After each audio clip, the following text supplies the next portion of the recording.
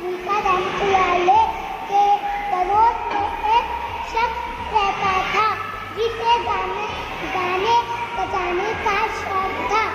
रात में देर तक ईद के शोर की वजह से इमाम साहब अच्छी तरह सो नहीं पाते। नोमान का पूरा नाम नोमान बिन साबित था। दुनिया जिसे इमाम अबू हनीफा रहमतुल्लाह अलैह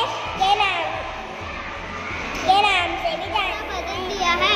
मेरे बदन के कई हिस्से हैं, आँख, कान, मुँह, हाथ, पैर, हर हिस्सा बड़े का। पूरा नाम नोमान बिन साबित था।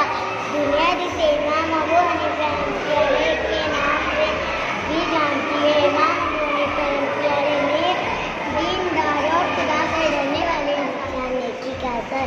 तुम कहाँ जा रहे हो बेटा? मैं इस सौदागर के पास जा रहा हूँ।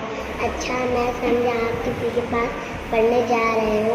शहर की मजबूर आदमी की ये बात सुनकर नौजवान नोमान सोचो ये बात सुनकर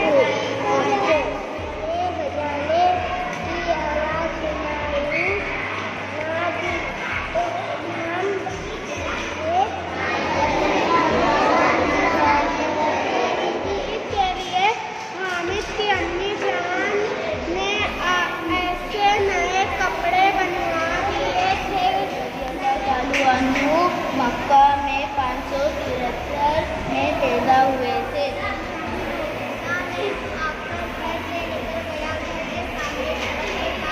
सोचा तो एक बस खड़ी थी। वो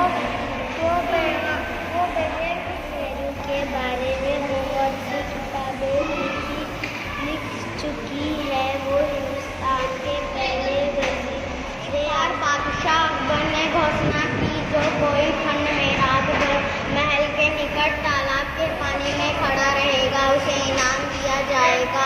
घोषणा सुनकर बहादुर नाम के एक आदमी ने ठंड में रात भर तालाब में खड़े रहने का कारनामा कर दिखाया। बादशाह ने जानना चाहा कि इतनी ठंड में वो पानी में कैसे खड़ा रहा।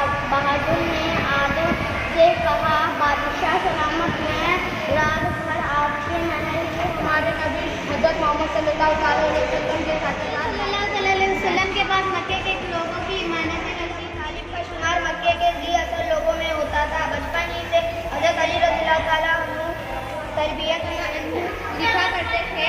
उन्हें तकरीर व किताबत का ज़्यादा